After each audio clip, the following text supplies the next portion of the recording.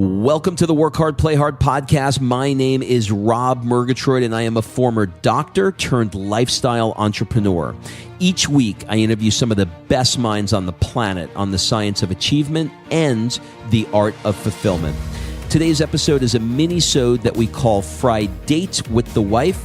In these mini-sodes, my wife Kim and I deconstruct the strategies that we've developed over the last decade to not only grow personally, but to turn our struggles into lessons and create fulfillment in all areas of our lives. Excuses are over. It's time to live. Let's dig into today's topic. Okay, before we get into this episode of Fri-Date, I want to remind you that my 2019 mastermind is filling up quickly in terms of the applications rolling in. Now, I've not started my pre-qualification phone calls yet, but remember, this is on a first come, first served basis for at least getting your applications in line. I go through them all. I look for the best fit, and then I set up a phone call to see if it's a great fit between you, me, and our existing group. So, if you are at all interested, go to workhardplayhardpodcast.com/mastermind. So the mastermind is the fastest way I know of to 10x your business, up-level your tribe, and get a clear path to grow your business and your relationship to the next level. It's like a significant shortcut for you. So look at it this way. What if by this time next year, your profits 10x and you spent less time working and had more time with your family and your friends doing the things that light you up? And what if you did it with the highest level entrepreneurs on the planet? And what if you learned all of this while you were experiencing some of the most amazing adventures, places, and cities in the world? Stop the what ifs and make a decision to make this happen. So go to workhardplayhardpodcast.com/mastermind and fill out the application. In the mastermind, I'll put you into a group of high-level achievers where everyone is at your level or higher, and you'll be in 3 different masterminds throughout the year, going to 3 different locations and being a part of what I call an experiential learning environment. I learn best by doing cool things with cool people and not in the back of a Holiday Inn conference room.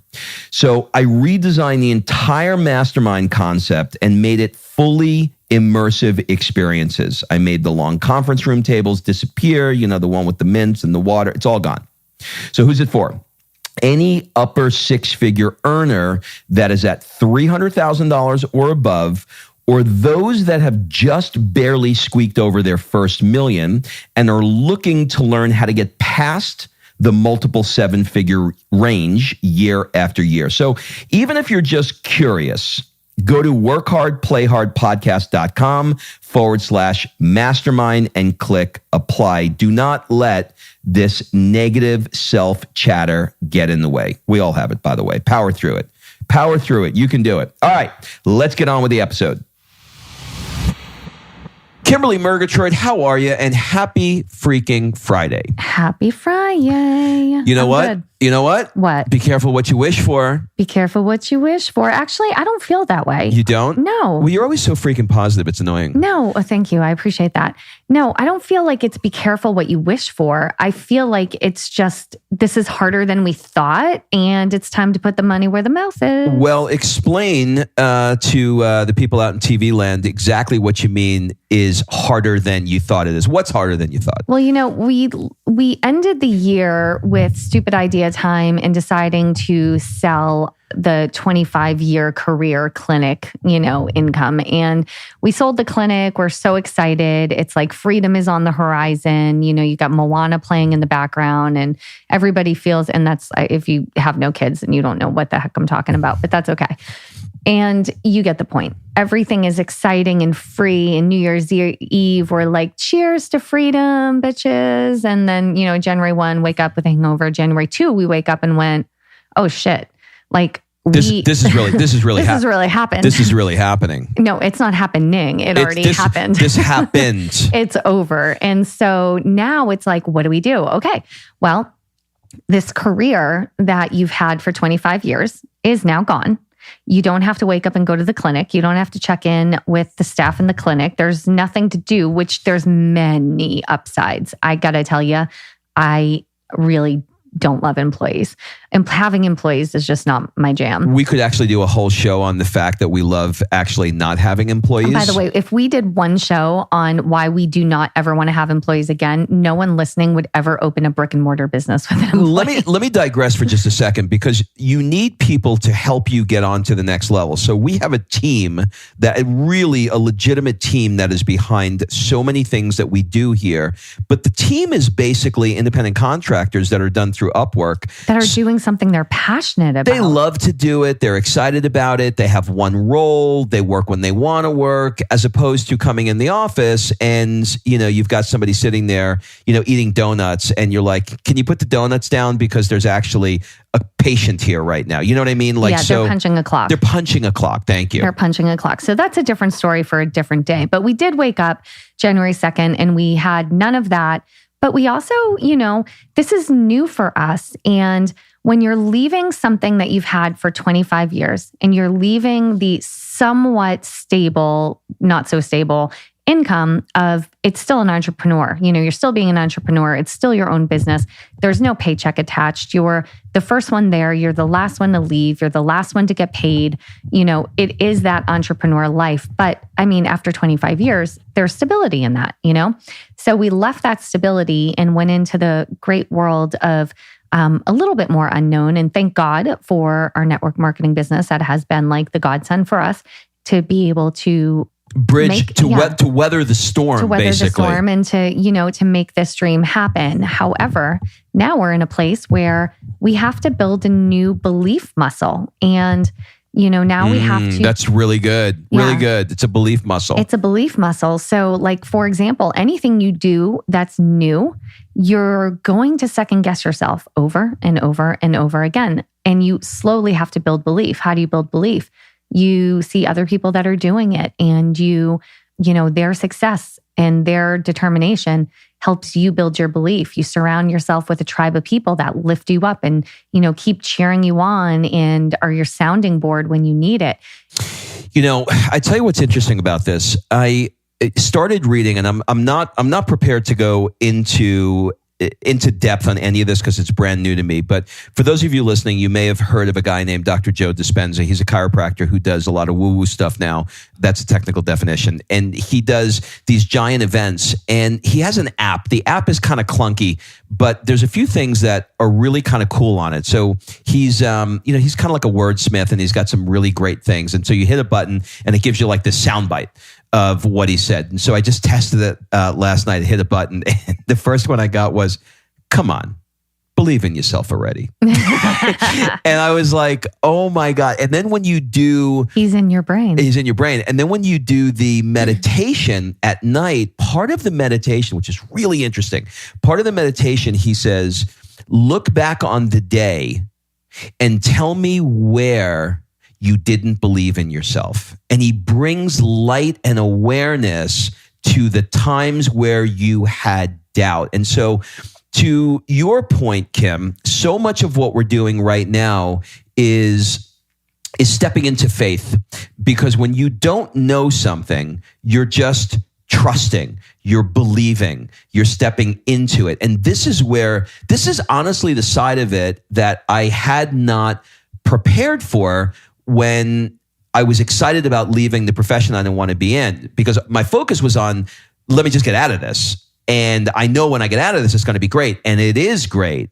But what I did not account for is fear and anxiety and doubt and, lack of trusting yourself and having to build that muscle, to take that. I feel like I've got two people, like there's like the angel on my shoulder and the devil. And I'm like walking around like a schizophrenic going, shut up, shut up. Just stop telling me not to believe you. No, you don't believe in yourself. You know what I mean? Like I'm talking to myself. So that's what you were doing yesterday. It was. So, it's been interesting for us because And I'm actually, one thing I'm really practicing this year, more than I ever have before, is when a challenge comes our way and something seems like it's an obstacle or a wall, I'm really looking at, why is this being put in the path? And, financially, the way that, we planned this, because plans always work out.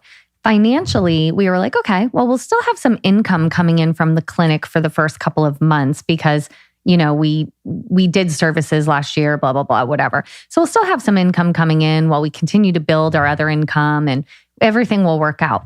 What we didn't account for was the fact that our staff somehow changed our address to a different address, and our mail and our checks weren't coming in. And I can give you a million of these little stupid errors that happened in the last quarter of the year that significantly are impairing our income. And so that plan that we had, all of a sudden we're like, oh, whoa, wait a minute. Like, it's all going to work out in the end because it's going to happen and it's going to come in, but it's putting us in a pressure cooker in in this intermediate time. And so now these fears are coming to light. So like, if money was rolling in and everything was just seamless, we wouldn't be dealing with these fears now. We would be saving them up for later, So now I actually look at this obstacle as an opportunity to be able to deal with these weird fears, this belief, and all of these things that are coming into our head now, and get ahead of the game. I am so blessed to have you as my wife. Aww. Do you know that? I'll tell you why. I know that. Because I wake up in the morning and I'm Chicken Little, okay? I look up and I say, everybody duck, the sky's falling and you're going to get killed, okay? It's really bad out there. Don't leave the house, okay? And if you met my mother, you would understand why. If you call my mother, she answers the phone. What happened? Okay. Kim doesn't. No, can you do her voice, and let's just role play for a second. Okay. How you doing, Rob's mom? Oh, I'm fine, Kimberly. How are you? I mean, I have so much going on right now. How are you? Oh, you don't sound good. What's going on? It's my allergies this time of year. This time of year is very, very bad. I went into the doctor, Dr. Solomon, and he said, Seal, if you're listening, we love you. No, I went into Dr. Solomon, and Dr. Solomon said, Seal, this is honestly, I'm going to tell you now, this is honestly the worst allergy I've ever seen. I've been practicing for 120 years. I've never seen ever allergies like this. We don't know if your nose is going to make it, actually. By the way, this is a peek into my future with Rob. It could fall off. It could actually fall off. It's kind of like when you have man flu. But yeah, so you're Chicken Little in the morning. You wake up, the sky is falling, and then what happens? Well, here's my point. My point is that you are so incredibly positive. Okay, so let me just wrap this in a bow. We made the decision to do this, which we had to burn the boats and go, okay, we're locking the doors on the office, so it's over. So now January 1st rolls around and we have these problems where, the freaking staff plugs the wrong thing in the computer and we don't get any money coming in. I can't go back into the office and fix this like I've done for the last 20 years. I go back in, I fix it. We have new patients coming in or blah, blah, blah, blah, blah. That's gone. Okay. So I can't do that anymore, which means that it's over. And what did the Apollo movies say? Failure is not an option, right? Okay, yep. So failure is not an option right now. And the reason why I love you is because you are so good at saying, this is where we are. We're going to make the best out of this situation and it's going to be freaking awesome. Okay. And I go, no, it's not. It's going to be terrible. Just you wait and see how bad it's going to be. And I need you in my life. So please make sure that you take care of your health because I'll be living in the streets without you. No, you won't. But the point you're making here, look, so we have obstacles that are coming in all directions. Like I feel like I'm a fireman right now, putting out fires left and right. And that heat, like we talk about living at 70 degrees or 72 degrees, right? 72 degrees, no humidity, no bugs, basically Southern California. We talk about living in that place in life where it's not too hot, it's not too cold. And for me, and for you, quite honestly, breeds like not the biggest drive in the world. And so, you and I had a conversation maybe a month ago, and I said, I've always been driven by somebody telling me I can't do something. that's a big driver for me. How do I overcome that? And I've been like tormented in my own brain about how do I increase my drive without having somebody tell me that they don't believe in me, because I don't want those people in my life and I don't have those people in my life anymore. So how can I possibly tap into it? Well, guess what? Burn the damn boats, because that 72 degrees just went to 93.5 and it's getting a little steamy in here. And that heat is motivating me and exciting me. And so at night when we go to bed, I'm like, high five for the wins we had today. Like, you know what we should do for a new ritual? Every night before we go to bed, we should, when we lay down and before you put your mask on and your earplugs, because I'd like you to hear me. Yeah. Every night we should high five and list our wins for the day and go to sleep with the wins that we accomplished that day in our brain. That's a really good idea, actually. Because I think that celebrating your wins more, I am loving this momentum last night. Like last night, I had a new business builder came over the house. We did a Facebook Live to launch her business. And, you know, it was 8:00 at night, 8:30, you're putting the baby down. I come out, high five, great work. Like, I'm loving this because this is happening because it has to happen, because failure is not an option. And that momentum, you have a choice. You can go into stressed achieving and be like, oh my God, what are we going to do? Or you can go into high fucking five and let's make this the best momentum and excitement around accomplishing these goals that we possibly can. Now, this gal that you brought over last night, she's part of your 2019 new class of 2019. If people want to be a part of your class of 2019, how do they do it? Well, like, just to be clear, you know, you've probably figured it out. I am in a network marketing company in the wellness industry. Absolutely love it. Rocked my world, changed my life. And every year I bring in a new class. And this is a small group of people that really want to crush it and want to go big. So it's almost full, but yeah.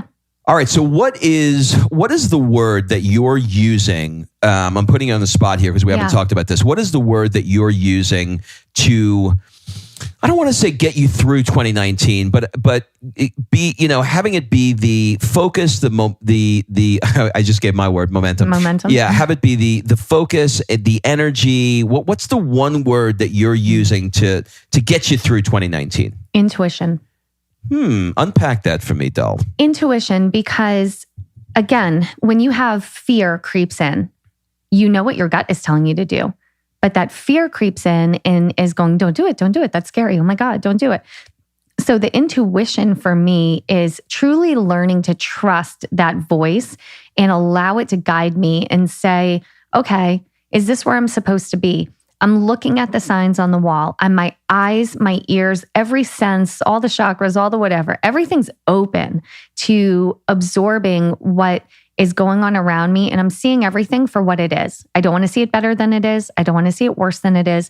I want to see it for what it is, but I want to allow my intuition to guide me. So if I have a conversation with someone and I really feel in alignment with them and like this would be a great fit for what we're doing, even if I'm fearful of they're going to judge me or they're going to think I'm crazy or they're going to think I'm just like trying to sell them or whatever, if my intuition is saying they'd be a great fit for your team, I'm asking them. It just is what it is. If I feel like someone would be a good friend, I'm going, let's have coffee.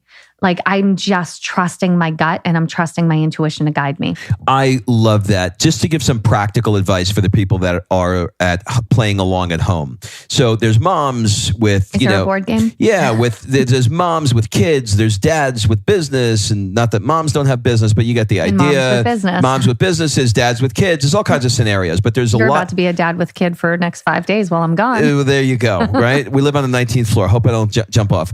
So, but the question I have for you is how do you listen to your intuition with all of the static that's going on in your life? Because you have to calm yourself in order to hear that intuition. Otherwise, you're just hearing, "Mommy, I want a popsicle." Mm-hmm. Do you know what I mean? 800 times in a row. Yeah. Yoga. Yoga. That is where, like, I don't set out in the day, and this is probably going to sound crazy to you because I know you wake up and you have like a checklist of 9,000 things. I wake up and when I go to yoga, I do my meditation. I love the mind-body connection. That's where I get the meditation done, and I just am open to whatever my intuition wants to guide me with. And sometimes I go with a question. Sometimes I go with just a thought. Sometimes I just go needing to feel a certain way. And that's where, it's going to sound so woo-woo, and I'm okay with that, but I'm just warning you in advance.